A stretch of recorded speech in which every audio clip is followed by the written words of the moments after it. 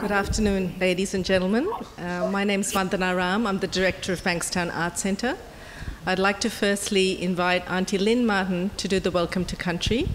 Auntie Lynn is a local Darug elder and has been extremely involved in, I think, most things that have happened at Bankstown Art Centre for the last 10 years.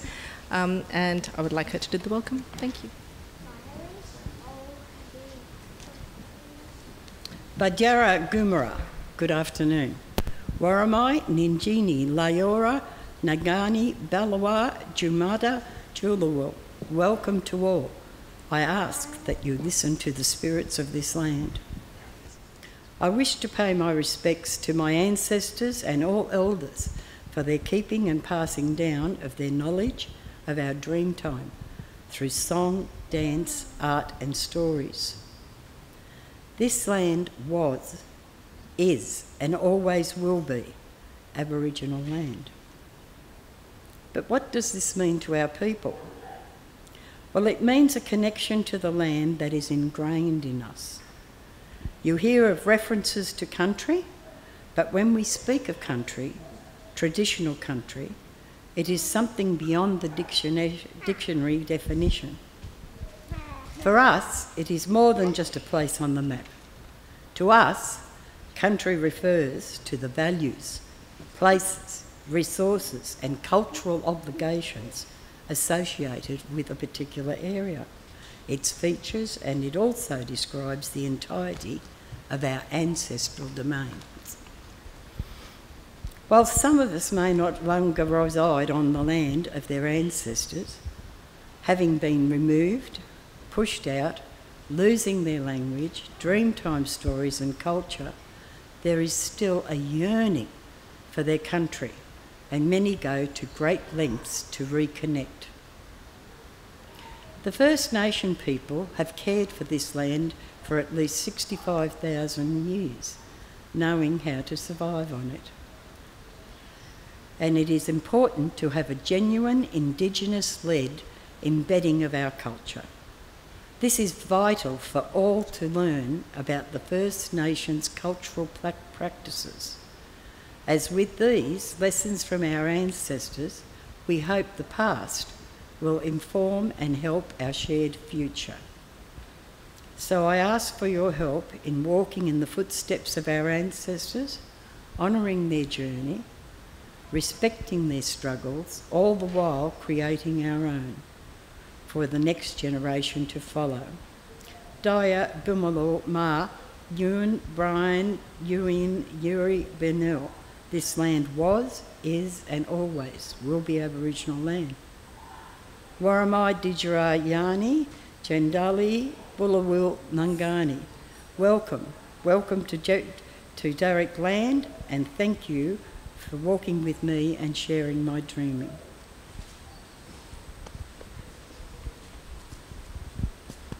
Thank you so much, Auntie Lynn. This art centre sits on Darug land, and I acknowledge the Darug people as the traditional custodians of the land on which we meet today, and whose cultures and customs have long nurtured and continue to nurture this land. I also pay my respects to elders, past, present, and any Aboriginal people here today. It always was and always will be Aboriginal land. I welcome the audience that's here in the space and also the people who are coming and joining us online. This forum is called Beyond the Anthropocene, which is part of Bankstown Art Centre's inaugural Bankstown Biennale. This Biennale brings together artists from various disciplines to create work examining recent crises: COVID-19, the nationwide bushfires, global economic recession, and lockdown, which are impacting on us locally and globally. It has been a time for us all to press that pause button, but also a time to ask ourselves some really big questions.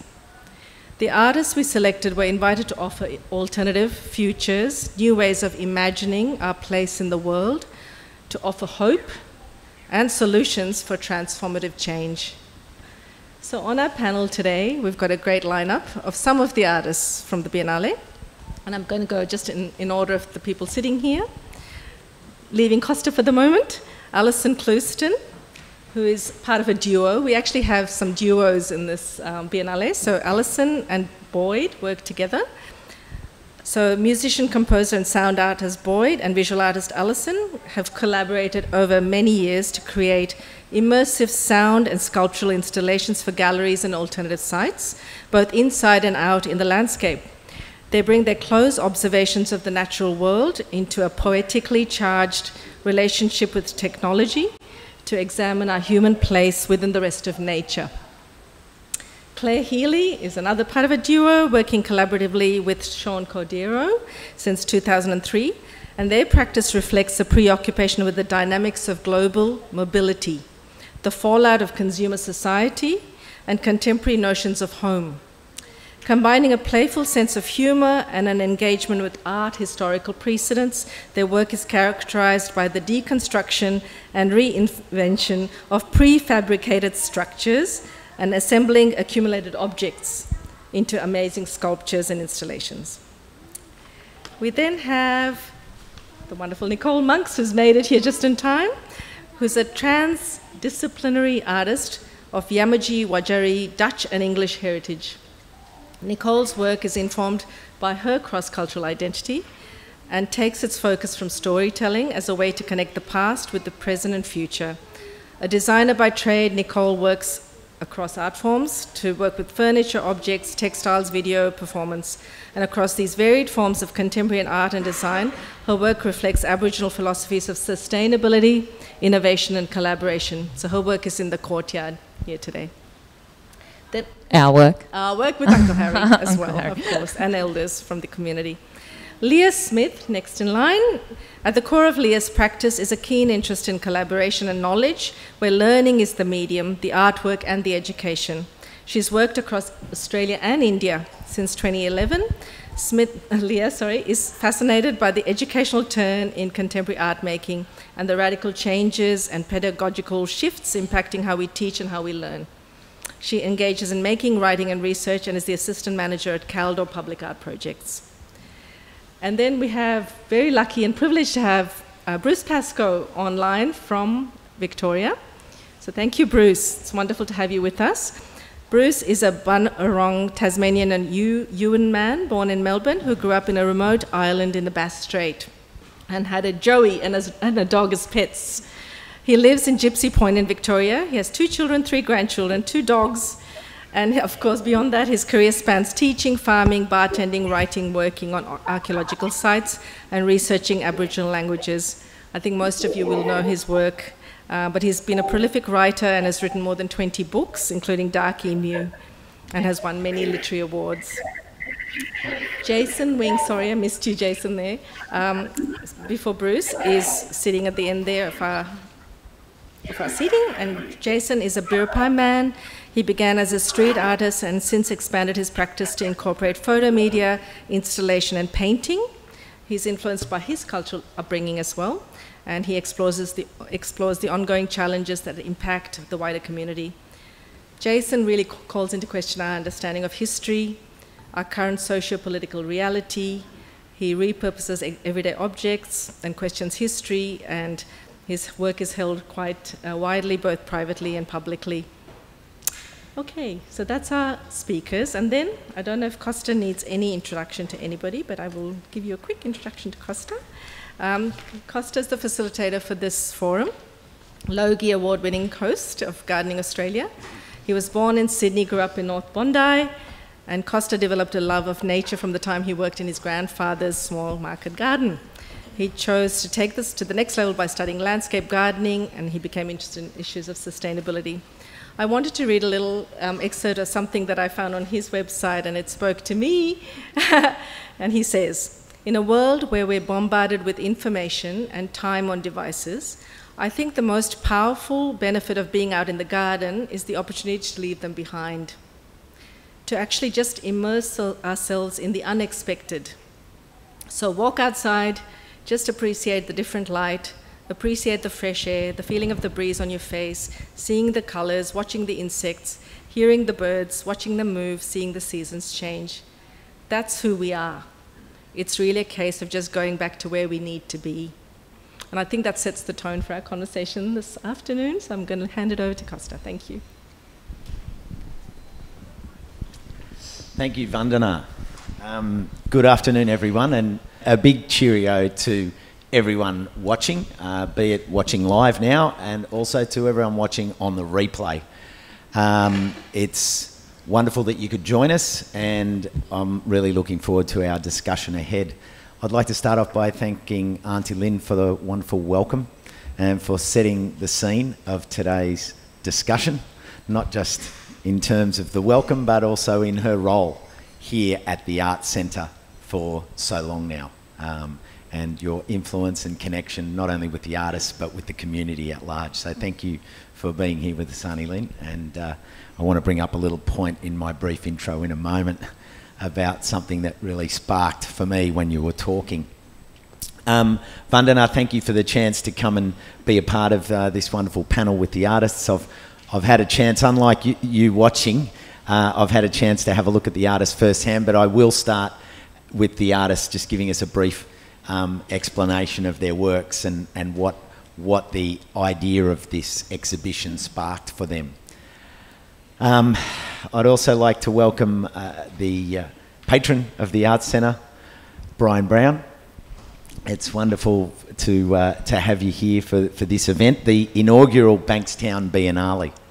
I love firsts, because firsts imply seconds and thirds and fourths.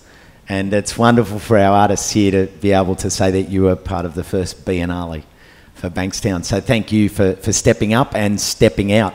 And of course also to Bruce for committing time this afternoon. It's wonderful to see you, brother. And it's a pleasure to have you here and to be able to contribute. And one of the benefits of what's happened over this very interesting year in history is that we have, because of the fact that we've been able to make this sort of connection much better, because the chance to fly and the chance to travel isn't there, and we can shift and adapt as humans.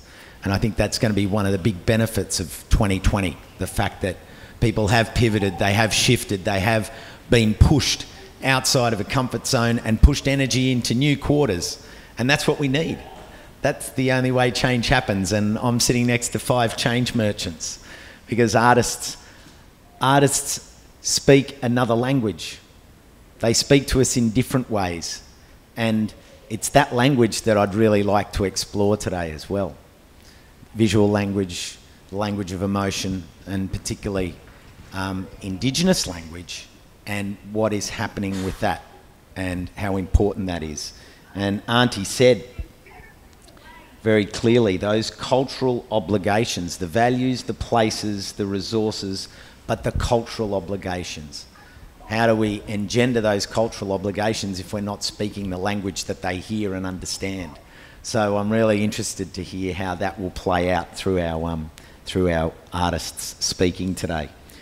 Symbiosis, from the Greek word living together, a relationship between organisms, 2 organisms but more, because symbiosis works across multiple organisms. It's a wonderful title for an exhibition, and I think Vandana summed it up beautifully when she said, how do we use this opportunity in time to go beyond an Anthropocene worldview, where our species has been a dominant influence on the life of the earth for so long? How can we transform those actions to benefit other species, the climate, the environment? All of these elements I saw played out in our art installations, and I'm sure the artists will be talking to this. How do we hold on to the lessons learnt through lockdown about the importance of our backyards, local neighbourhoods, parks, public spaces, waterways, of course the Cooks and Georges River, the arteries and veins of this local community, but also our regional community as well. These are incredibly important details that the artists have brought to life with different artworks. So without any further comment from me, I'd like to throw it open, and if you'd like to take a couple of minutes and just explain to everyone here, but particularly to people watching, what you took from symbiosis and how you've portrayed that and what you're engendering in your work. I think I was very excited to learn about the symbiotic relationship between trees and each other, and their relationship with the mycorrhizal fungi that allows them to talk together. And so I'd already, for a long time, Boyd and I had been making work about trees and people and that relationship, but to learn about that secret underground relationship where at a cellular level there's a symbiotic communication going on, exchange of information and nutrients, even warnings so plants can get ready for an insect attack that's coming, for instance. I just really loved that. So it kind of fused that long-term interest that we've had in working with trees, and we've brought whole trees into galleries before, Boyd and I, with sound. And of course, the Green Wattle fire, the Green Wattle Creek fire, impacted on a patch of land surrounded by Blue Mountains Heritage Wilderness. It's a patch of land where we've spent a lot of time, and it's really centred our art practice for more than 30 years now. It was burning and everyone evacuated, so we were dying to see how things survived or not and get back in there, and that's where that tree I've used in the gallery here came from. Its companions were burning. It's a native cypress tree, a tree I love. It's got a beautiful formal quality to it, structurally, I mean, you know. Its companions were burning, so when the RFS came through trying to get to our shack, they pushed that one over. So I was able to get the whole tree from the root where all that mycorrhizal activity would normally happen, right to the tips. Yeah, so I see that it's...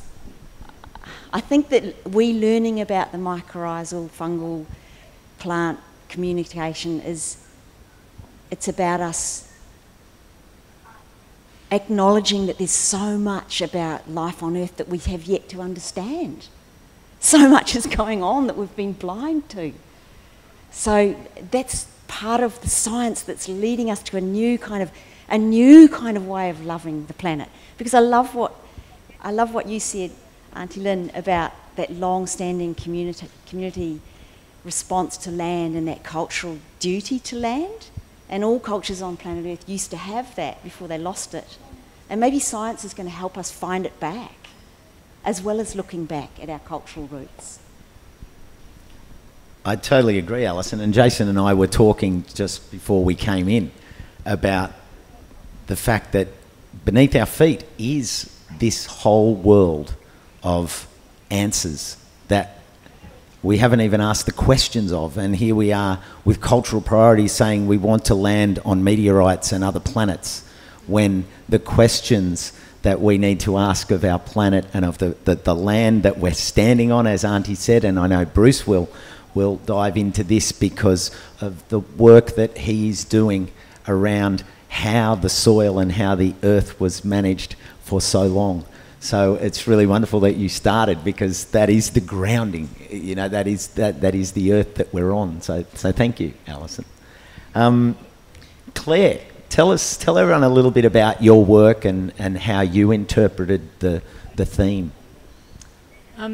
Okay, so we've got Sean Cadero and myself. We've got two works in the Biennale. One is called The Pilgrims, which is a video piece that it's shot in an aeroplane graveyard in Bangkok, and we shot that just before the whole lockdown, or COVID was even happening, and I guess we edited it during lockdown, which was an interesting process in itself.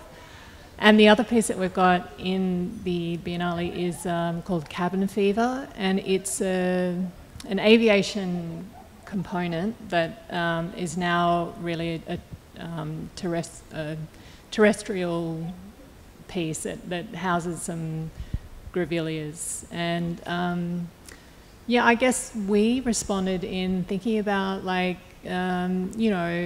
upheaval that has come upon many of us this year, and the sudden drastic kind of changes that have taken place. And I think this has led us to really appreciate our immediate vicinity, rather than looking beyond a horizon and wanting to be elsewhere, wanting, you know, to be in search of some kind of idyllic paradise which exists somewhere.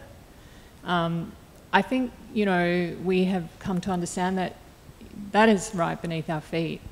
Sean and I live in the Blue Mountains, so during the bushfire season in December, it was, you know, well, we've been watching the slow renewal, regrowth of, which is going to take decades, but I mean, even with the recent rain we've had, you can see there's many beautiful bits of greenery re-emerging. And I think, you know, for us to just stay still, not to be somewhere else on the planet, and to appreciate, you know, the vicinity of this amazing heritage listed national park that we live in has been something for us. And I think we've responded in that way with the pieces in the Biennale.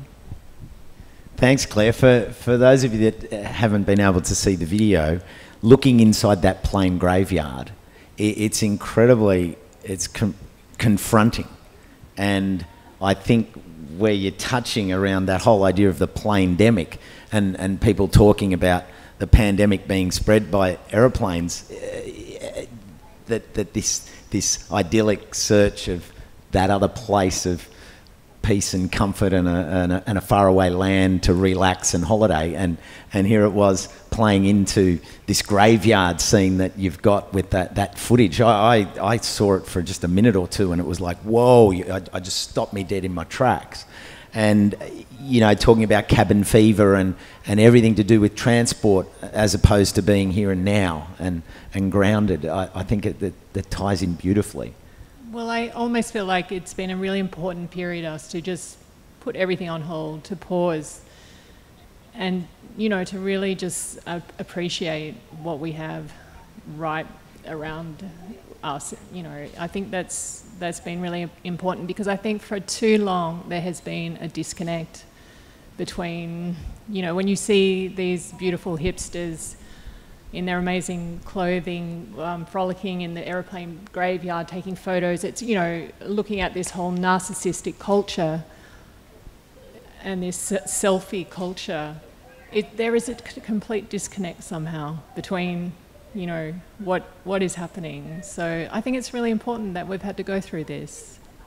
And I like the fact that there's a grevillea in there. They're such an amazing species, and the more we get to understand our Australian flora and how their symbiotic relationship with all of the insects and the birds, like we have an absolute horticultural paradise, and to see people connecting with that ever closer, that's a joy for me personally. But it's a big shift that Auntie was talking about, that cultural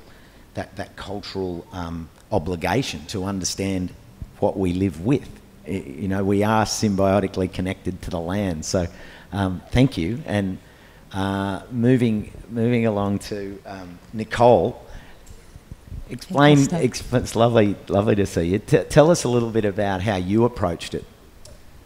So the work is currently outside in the courtyard. It's called Gaimea Nungana, which means listening, hearing, thinking. And it's a work that was developed in collaboration with Uncle Harry over here. And we also were very lucky, and Auntie Lynn came and centred the work with her daughter as well. And we also had Jen and Jim also tell some stories, and the gardeners from around here. So it was very much a collaborative work, and a lot of help also that made that work a possibility. But in the beginning, whenever I'm approached to do work, my first point of call is to ask who from that community can I talk to. And Uncle Harry is very active in the community here, and that's who Vandana put me on to. And it basically just came about from conversations with Uncle Harry about what was important to community here. And the things that came from that were the river, the Georges River, and the Gaimea Lily. And so we just talked about that, and we talked about the stories and what was meaningful to us as Aboriginal people. You know, we're not from here, but there was a lot of threads, you know, that join us together.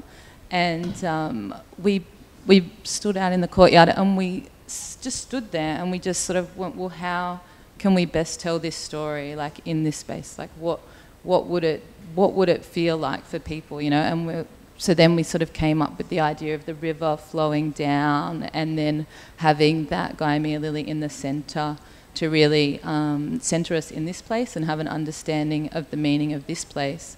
And, you know, the more we talked about it, we realised the Gomer Lily is actually what fishing spears are made of, and obviously the river being super important here as well. It's almost like it was like a recipe for how to survive on this country. So yeah, it was really beautiful to sort of see those things and understand about this place by just talking with people that have connection to this place and living memory of what is important here too.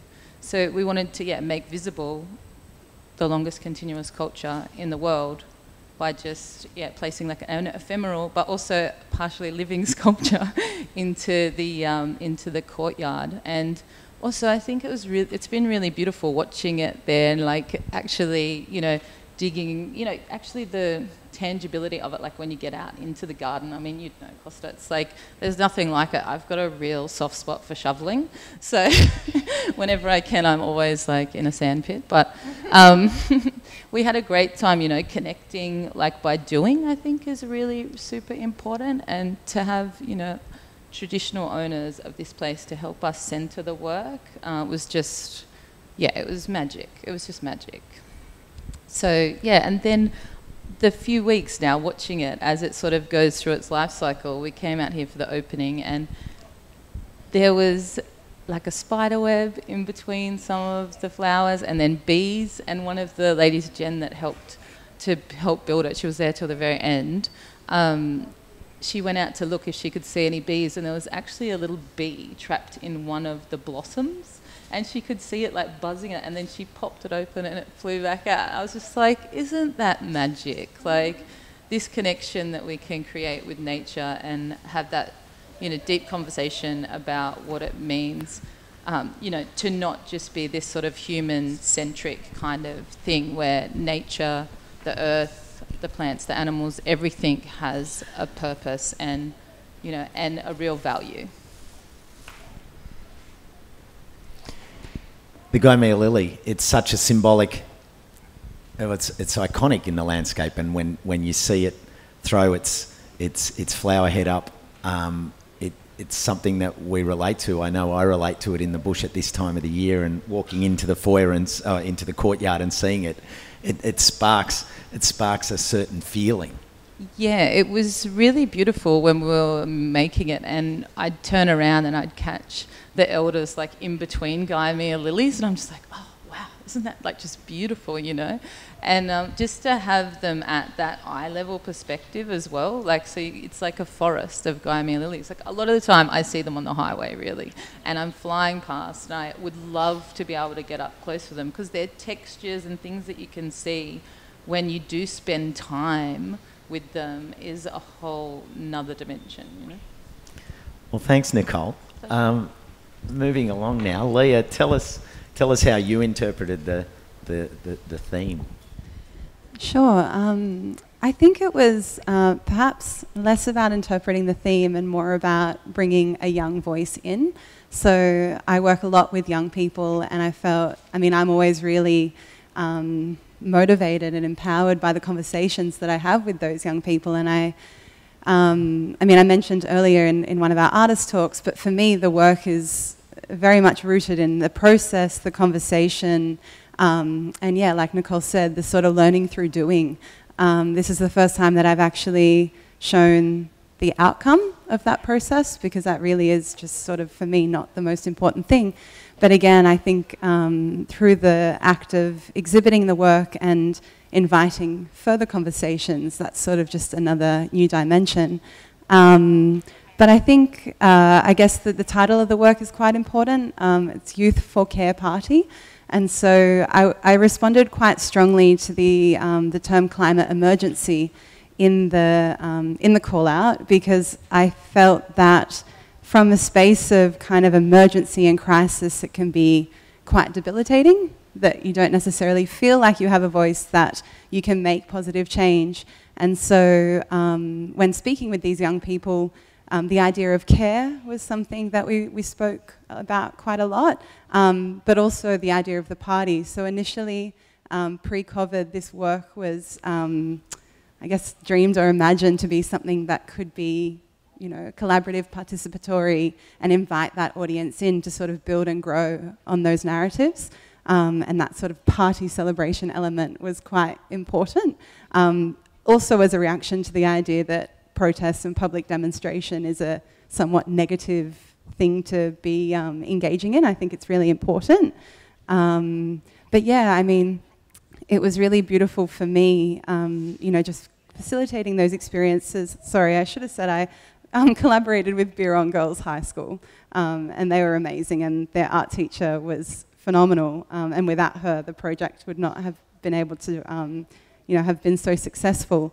But what was really beautiful was that as they developed their confidence and the relationship between us developed, they started to sort of touch on ideas that were not these, you know, buzzwords that we hear in the media, which are obviously very important, but, you know, we're talking about coal and, yeah, climate change, but they started talking about animal rights and veganism and mindfulness, and that, for me, was probably the richest takeaway, because it made me feel as though they felt safe enough to start talking from a more personal perspective and to feel confident to sort of share that with the world, which was, yeah, really lovely.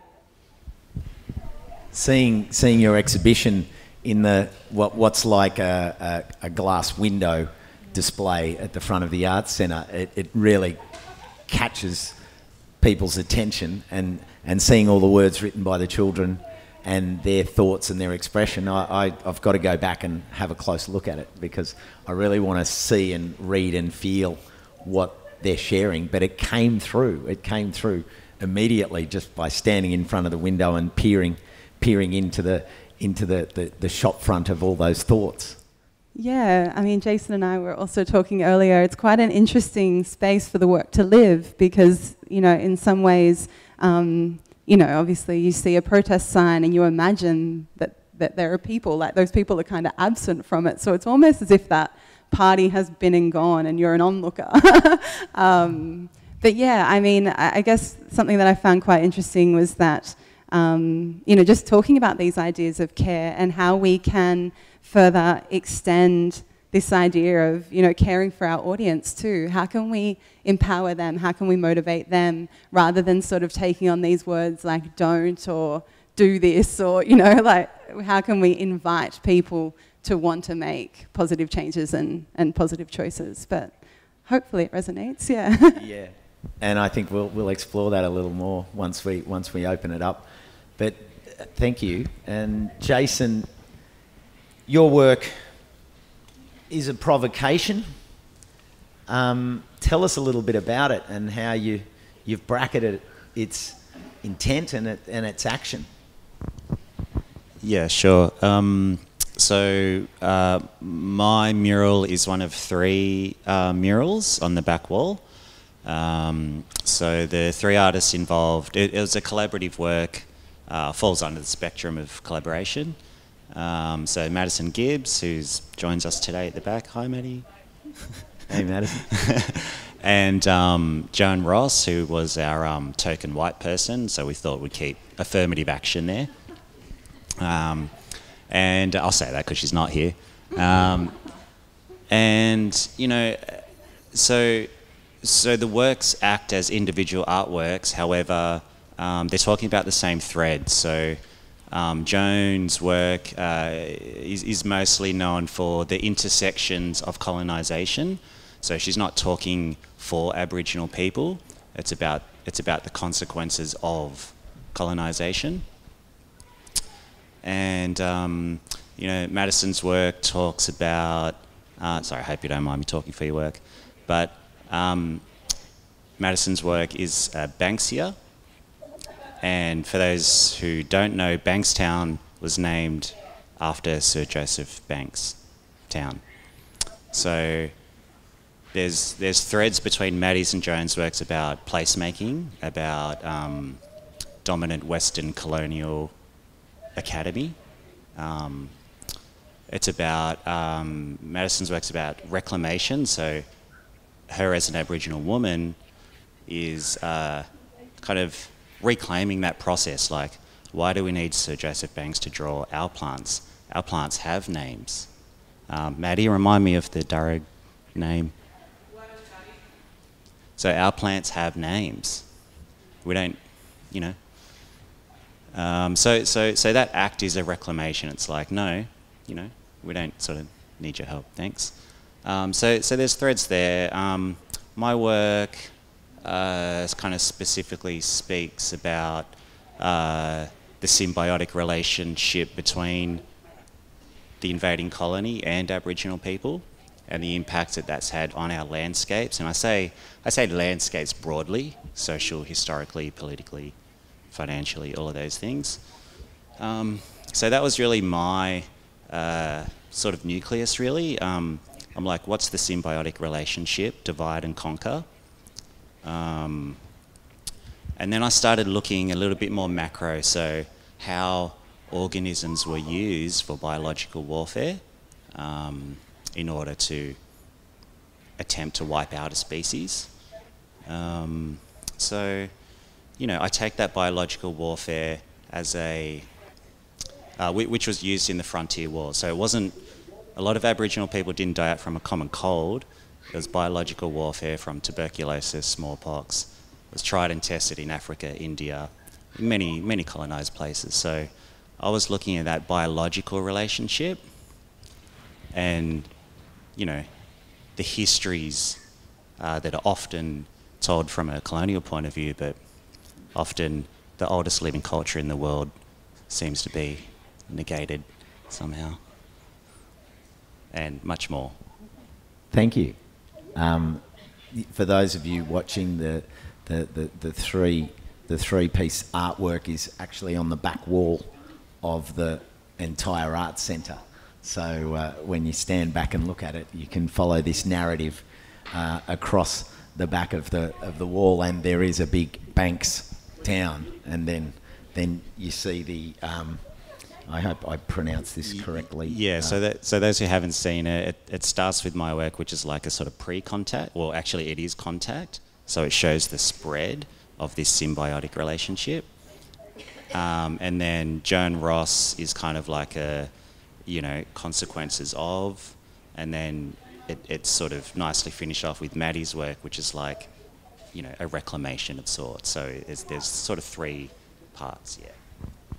Thank you, Jason. Now, over on the screen over there, but he's with us here in spirit and digitally. Bruce, welcome. It's wonderful. It's wonderful to see your face and be able to connect for this event. You've heard an outline of some of the pieces. They're provoking thoughts. They're creating discomfort. They're looking at symbiosis in particular ways. You are constantly engaged in building these relationships, this symbiotic relationship between your culture, your history, and where we stand today. How do you use your language, use words to build this symbiosis between the two worlds that you inhabit? Well, in Aboriginal culture, you can't separate the spirit from the practical world. To do so is dangerous, and I think what has happened in modern life, we've separated ourselves so much from the world that we're either uncaring of the damage we do, or unaware, and either is as bad as the other. So in Aboriginal life, we're always referring back to the natural world. We're also referring back to the law of protection from the world. So it's really encouraging to listen to those young people who are talking about caring and explaining the world. Because in the last 700 or 800 years, the world has not been led by politicians. Politicians are there to get elected and to implement policy. But this is not to denigrate politicians in any way, although there are some around the world that lend themselves to denigration. But our society has set us up politically with administrators, not thinkers, not idealists, not philosophers. And the thing that most makes me admire my culture is the fact that the old people had this overarching philosophical understanding of how the world worked, but also how humans might work best in that world and how we might look after the world. Because everything we do in Aboriginal life is about protection. In Yuin culture, we always begin and end our conversations with the words "through the mother," and that's reminding us all the time of where we come from and where we're going to. We come from the mother, our physical mother, and we return to Mother Earth. This is just we're just temporary citizens. Whereas in the modern world, often we think we're the god, you know. The soil of Australia, for instance, isn't doing what we want it to do, so we'll change it. We'll improve it. And, you know, the improvement has been so great that most of it is now in New Zealand. Last Christmas, because of the ploughing done for the cotton crops, in that very, very dry season, with very light Australian soils, and then strong western winds, a lot of our soil ended up in the Pacific Ocean, the Tasman Strait, and New Zealand. Any reasonable farmer would think that was sacred. And this is why you cannot separate the spirit from the practice of farming. You know, I know people will think that's a bit poor, but we really have to be in love with our earth if we are to protect it. And the old people knew that, and they knew that we had to understand that the earth owed us nothing. We owed the earth everything. In modern Western societies, we seem to believe that the earth owes us a living. She owes us nothing, but she's all we've got, and we have to really look after her as much as we can. So on the farm down on the Wallagra, where we've been growing the old Aboriginal foods as an act of environmental protection as much as cultural resistance, we're growing perennial plants. Almost all the plants Aboriginal people used were perennial. That is, you didn't plough the land for them. And even when you were cultivating the land, which a lot of Aboriginal people did, you lifted, for instance, the tuber, and when you had taken your share of those tubers, you pressed the rest of them back down in the ground.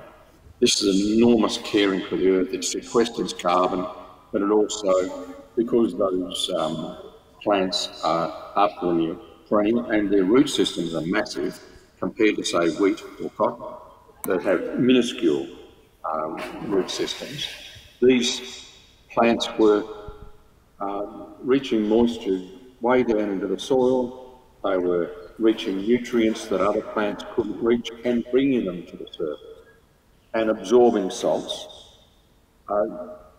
It's total land care, and this is something that we hope that Australians will learn in order to protect their country. These are ideas that aren't going to come from politicians. They have to come from people who believe that we owe the earth everything, not the other way around. So the Aboriginal voice is really important for answering a lot of the environmental difficulties we're going through, because Aboriginal people also believe the river is something that has water in it. And at the moment, we think that we can take out 100% of all water in the Murray-Darling Basin and still expect the fish to live. Not going to happen. So all of these things are embedded in Aboriginal law.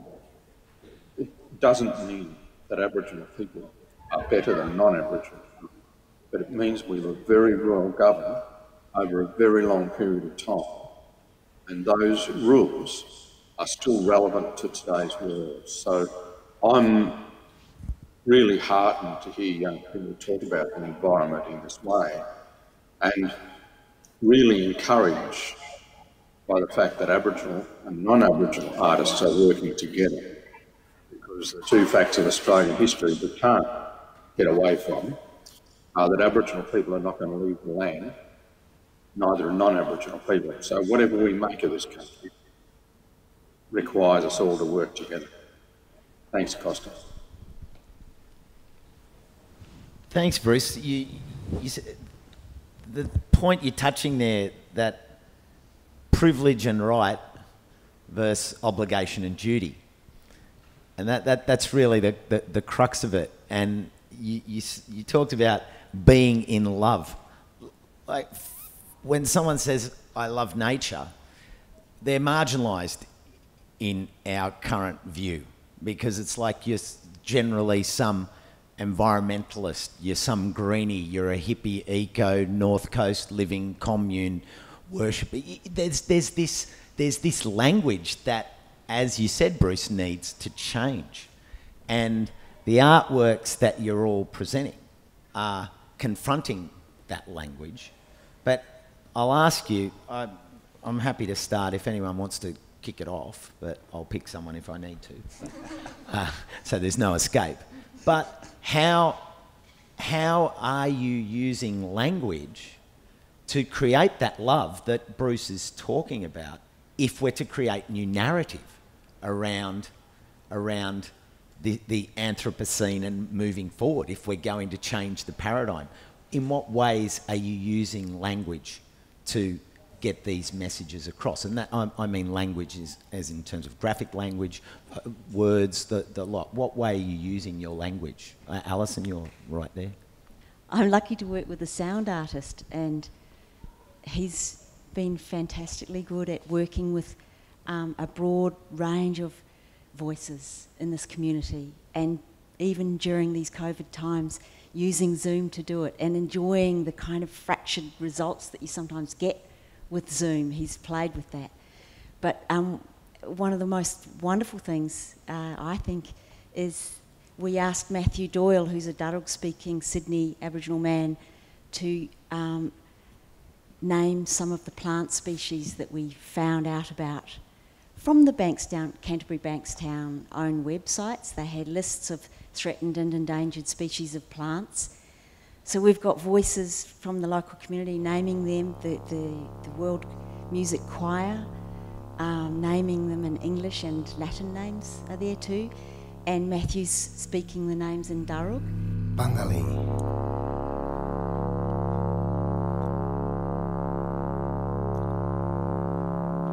Baringora.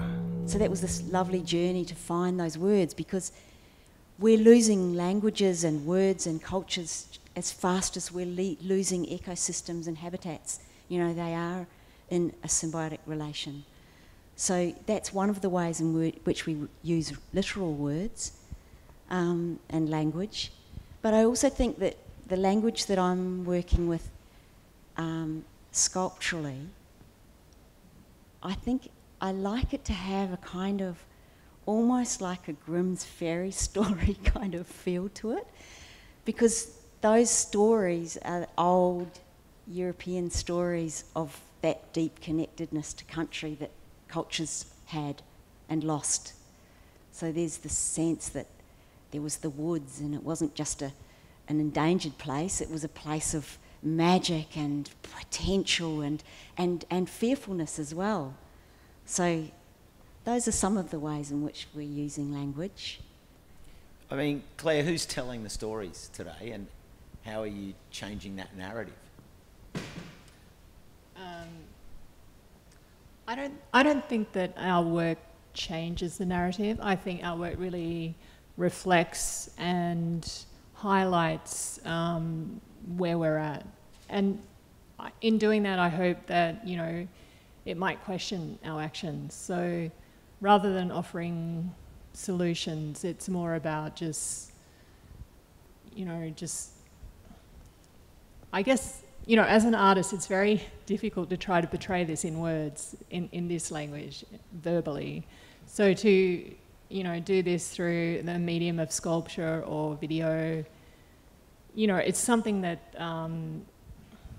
it's a very long process. There's so many parts to it, really. I mean, there's a soundtrack, for instance, with the Pilgrims that is very torpid. It's, it has a certain spatial quality to it, and I think, you know, that offers reflection for an audience.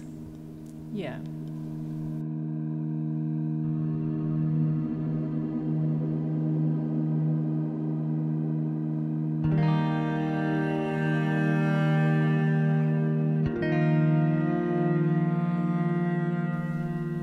Leah, you tapped in to the children. How did you build that communication, and how did they bring it out? Yeah, I mean, what you were saying earlier, like, I think for me, my art making and my artistic process is a way of having difficult conversations with people. So I think if we can't, I guess, have conflict when discussing ideas in an art space, then I don't really know where we can have them. And I think that the way towards positive change is talking to people who have different worldviews. So that I mean, I think that's one of the biggest problems that we face at the moment, that experiences are so isolated and we're not really coming together and just listening.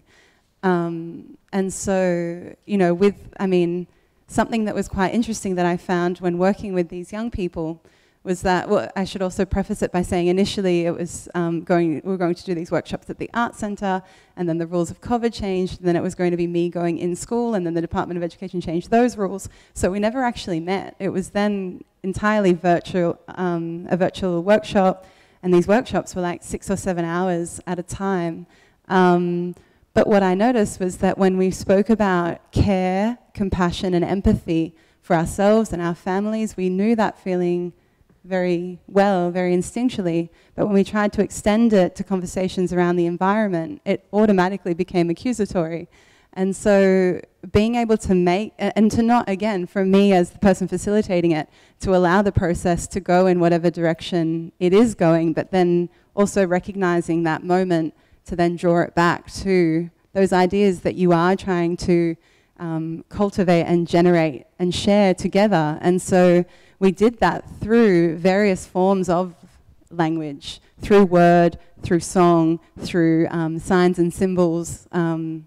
What else? Like, we used as many different methods as we could, and then we had something solid to return back to, and to kind of be like, okay, well, how can we shift this? How can we change the tone? Yeah. You were communicating, Nicole, with across lots of layers in terms of elders and community. How did you walk that divide, and how did you use language to cut through? I think it's through conversations. Uncle Harry and I had many conversations, a lot about the interconnectedness of everything.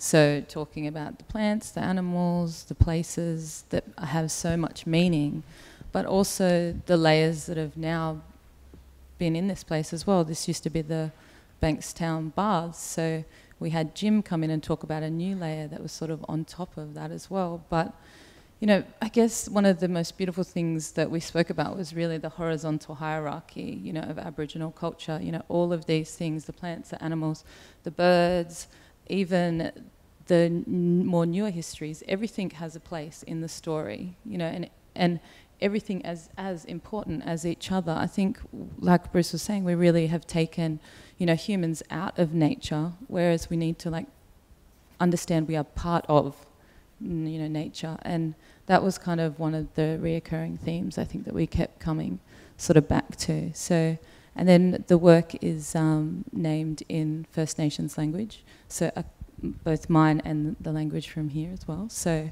it and it sort of, it combines those two things together. So it's sort of like talking about this coming together, I guess, of Aboriginal cultures from all around Australia. In today's time, we live in all different places, and so that sort of language and hearing the language of a place on that country, I think, is so important, because those sounds have been heard since the beginning of time to this place. Those vibrations, of echoing across this place for so long. So I think when I think about language, I think about a lot about the First Nations languages and how important it is that we spend a lot of time preserving as much of those as we can and learning how to speak them as well. So all of my works now, I try to embed First Nations language in there, and sometimes it can be hard to pronounce, but I like to put it out there, because I think once you start to understand the different rolling of the tongue and the different inflections, you can actually start to read and understand and get a grasp of the culture of that place a bit better too. When you have those vibrations within your body. Yeah, they're vibrations that the land hasn't heard for a long time. And each time it goes out there, it's heard again, and it echoes. Yeah, and I think the land hears that. Jason? Yeah, I think as artists, we have responsibilities to try and improve society if it's not up to our standards or scratch. I agree, we reflect. I think we hold up a mirror to society. I think we tend to, we have our own lens, but generally it's holding up a mirror. And often what's reflected back is not great. And so I guess that's up to us as individuals to be accountable for that and how we can push on. But I think it's important to understand that as artists, our reach is limited. We partner with organisations like Bankstown Art Centre. This is being archived digitally so that hopefully that can get disseminated through geographical challenges and archive forever, built upon. So, I think that's a really good change. I think that's a good way to affect change. I personally don't like the work I make. I don't really want to talk about social trauma, particularly both sides, both sides. But also you can't let injustice just exist. I think it's less about us being artists and just about us being people and saying, hey, we're living in a world where we can't feed ourselves. We're living in a world that we can't drink our water. We're draining artesian baths that take millions of years and we don't know how much is tapped yet. Our homes are inadequate. We have the best resources here, rain and sun, and yet it's not mandatory for every house to have solar panels, water tanks, it's basics, we have hundreds of thousands of years of acquired knowledge. We know a thing or two about survival, and yet we're tokenistically asked, but really the solutions that we present, it doesn't suit the government's agenda, largely, not since 1770. So, we're also the only species that kill each other, not for survival. If we look at the world as in grains of sand, let's say Aboriginal people, 1 grain of sand on a beach. Let's take another grain of sand for the modern history, say, since Industrial Revolution, say. Now, the statistics of humans destroying this planet at this exponential rate, it's not sustainable. So, where do we go from there? I know, you brought me to the party, right? But, we've got to ask these questions. We cannot feed ourselves. We cannot grow our own food at the moment. and it's exponential. So, you know, there's so much opportunity for change, but how do we get to the puppet masters? You know, that's the quest. All the people want it, but how do you reach the puppet masters? I guess that's the quest, and whatever the solution is, but until then, we have to act as individuals. We can do simple things like recycling or grow our own food, or like we can do things. It's not all doom and gloom, but something radical has to change. We've given an opportunity in COVID to shake up the world, and personally, I don't think it's been shaken up enough. I think that we're slowly being corralled back into the sheep being funneled into the little funnel thing, you know, but we really need to take this. As artists, we put pressure, you know, we put pressure, we force a discussion, we force change, because it's not being actioned fast enough. So I guess that's part of our role. And over your shoulder there, Bruce, as an author, as an artist, you've not been one to step back from that mirror that Jason said. You know, you have been incredibly front foot about putting that mirror forward and saying this is the reality of a history that I'm sharing and talking about, and that I've garnered from factual records. You put yourself out there. You, as anyone here knows, that has its consequences, and it's been a difficult. I don't know whether it'd be 12 months or however long it's been, but you know, you were open to a lot of impact as a result of your art.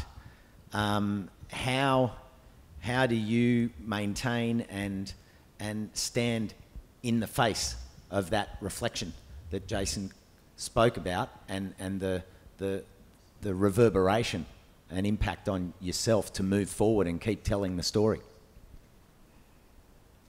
Family and country, they're the things that have kept me going, and the law. We often say, on you and country, the law will have its way. So despite all the distractions, and those who would like the law to have been abolished, along with the entire population of Aboriginal people, the law will have its way. And the law is a philosophical statement. It's a spiritual statement. And this is what guides and carries me, and the love of my family and my love for them. But when things are difficult, I always turn back to country, and I'm restored by not just the pretty things, but the gutsy things that country is capable of doing. And it is always sustained. And, you know, as artists, you're always going to come under fire. I think about the whales coming up and down the coast at the moment, you know, and so many people that have the privilege to go and watch and see whales out at sea. And yet the very fact we have whales now is probably a result of all those long-haired hippies in Greenpeace boats who defied all the world's governments, to try to ban whaling. Their activism is the reason why we have whales today. We were on the brink of losing all humpbacks, all southern right whales, and these are the creatures now that we can see readily along the coast. And millionaires with their $1 million boats are now making millions of dollars out of what the hippies did. So we have to stop this right wing, left wing, you know, green washing, whitewashing talk. We've got to act as a population of people working together. Stop deriding the Greens.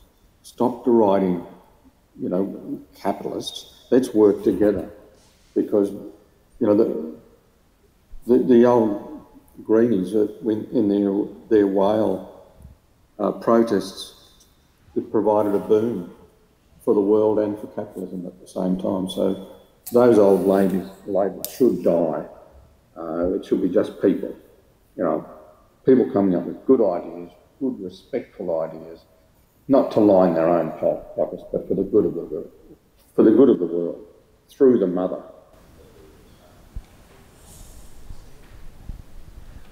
Leah, you were working with the children, and as Bruce just said then, you know, people did something. People stood up and confronted. I've been working with children, the Tasmanian Youth Climate Leaders, and doing that for 2 years. And when I go to those conferences, that they've been online this year, that the ideas and the knowledge and the understanding, it doesn't amaze me, it enthuses and fills me with hope. What have you seen?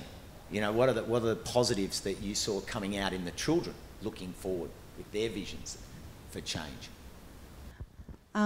There's also parts of the workshop that I facilitated, which is not visible in those windows. But I think one of the most interesting conversations that I was able to, you know, sort of sit back and watch was when we were talking about voting, because I realised I introduced that as a concept because, you know, I remember being a young person at school and absolutely knowing nothing about what it meant to vote when I was 18 and finally allowed.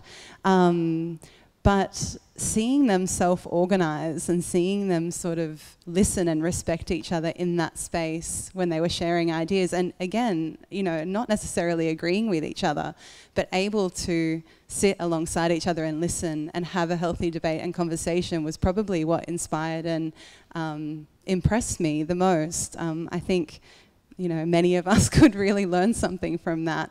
But then I should also preface that by saying that I only spent, you know, 3 or 4 weeks with these students, where I have seen really significant, I guess, change and sort of leaders is working with the youth committee at the MCA, which is similar. A lot of those students are also involved in leading the youth climate strikes and panel discussions for young people, connecting. And I think what they're also doing too is ensuring that there is like a local constituent or a local conversation, but then they're also connecting nationally and internationally. So being aware of what needs to be done, you know, in their immediate worlds and in the space in which they locate themselves, but also, you know, connecting with their peers abroad and trying to facilitate, you know, wider knowledge, wider change. Yeah. Did they feel like there is potential to change the checkmate of politics at the moment, the way people feel and how their voice can or can't matter? How did they see it? I mean, I think these young people that I worked with were quite empowered by the fact that they felt like they had a voice, that they felt like people were listening to them. And so I don't necessarily know whether they had strong opinions on sort of, you know, shaking up the current political structure, but I do feel as though they felt confident that with the current sort of shift, I think it is quite impressive how politically aware younger people are becoming. And I think it's essential and necessary, but I certainly didn't know as much about the world as they do at that age, you know, and so I can only hope that that is, you know, a positive shift. But I definitely believe that they felt as though that younger people were far more aware, far more connected to politics and to ideas around climate change and the environment, and that there was some buzz which was taking shape, which can hopefully only, you know, further increase and develop. Everyone's talking about care, from Auntie at the beginning to Bruce, to each and every one of you. You've been talking about care. Care in not just how you presented your work, but care in terms of country and future and connection. How do we take your messages of care to the next level? Because that to me is a theme that I'm hearing throughout every part of this. Alison, how do you? Well, one of the things that Boyd and I have been doing for many years now is that we do a carbon audit of all of our projects. So we factor in how much fuel we've used transporting things to the gallery, or any travel that's involved. We even look at the energy that the lights in the gallery are using, our materials, the embodied energy in our materials, whether it's found or recycled or not. And then we do an offset. And the last two projects we've offset, we've chosen, we always choose something that's apt for our particular project. It might be to do with diet and food and agriculture, for instance. But the last two projects we've chosen to support for our offset the Youth Strike for Climate, because that's really, you know, what's got to happen next is that, you know, we've just got to really support the young people who are just getting really active, and that's one good way to do it. And I think all artists should be doing a carbon audit on their projects. I think more than artists, I think this should actually come into absolutely every, you know, just everywhere. I think agree. We really need to think about, you know, every single thing that we purchase at the supermarket. And, you know, even when Aldi started putting their carbon information on some of their packaging, I think that is really, you know, encouraging. And I think we need to start thinking about, you know, locally and globally. We're all very connected. But yeah, I think there needs to be systemic change. Like, you know, this capitalist world that we live in is unfortunately not listening to the facts. And, you know, there's so much science out there that, you know, tells us that we're heading in a very kind of catastrophic direction, yet the recovery we're about to take, whether it's a gas-led recovery, is for me infuriating. And we need a revolution. I mean, I feel like I care so much. Like for decades, I've been doing my little DIY bit to, you know, make sure I'm harnessing my electricity from the sun. But I think, you know, we live in a country of so much wind, so much sunshine, yet we are behind a lot of European nations when it comes to solar energy. You know, when I think about this care that is coming from the younger people, going to these climate strikes are, you know, we have to be there to support that. And we are part of this, I guess, you know, this generation of absolute destruction. And I think, yeah, I wish I had the answer to figure out how we can translate the care into changing things. I guess everyone's talking about caring for country in some ways, and I guess if, you know, some of the things we've been talking about today are First Nations practices, and if we did go and take a leaf out of some of those, of the books that, you know, of Aboriginal practices, then we would have a much more sustainable way of being and living on our planet. So if we all took some time out to understand the place and the space and the practices that have been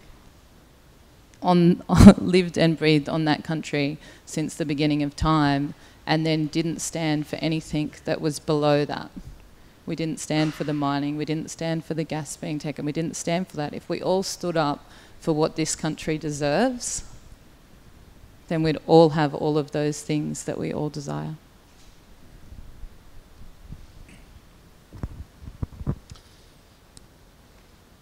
Yeah, I mean, we all care for the country, you know, but we have this saying culturally where it's like, don't tell us you're sorry, but perform sorry, you know. And I think that really speaks to it. I think humans care about, it's safely to assume that we care about oxygen, the only thing helping us live. We care about clean water. But I sort of lean more towards Claire, and what most Aboriginal people know is about the systemic factors that don't allow good things to happen, you know. There are lots of people in our government and you know, people in this room that want to make real change. It just takes you to the next level, and that systemic oppression just goes to the next level, until it's quashed, seemingly. So again, I don't know what the answers are either. We just do our best as individuals, I guess, but to take stock in the oldest cultures in the world, worldwide, you know, Australia has a unique opportunity. The fire devastation is devastating every year since 1770, largely. And yet we have, you know, Aboriginal people that know the country, know the history, know how to do sustainable, you know, fire stick farming, you know, to teach government agencies to manage solar power farms out in the desert where no white fella would ever want to live, you know, and you know, all the answers are there. They're just not being actioned by the powers that be, and I think the people all want it, but it's the, you know, Western dominant commercial, capitalist systems arguably developed, say, Roman Empire, and rolled out ever since. Yeah. Bruce, how do you see the care narrative translating, and how are you moving forward to get that message across?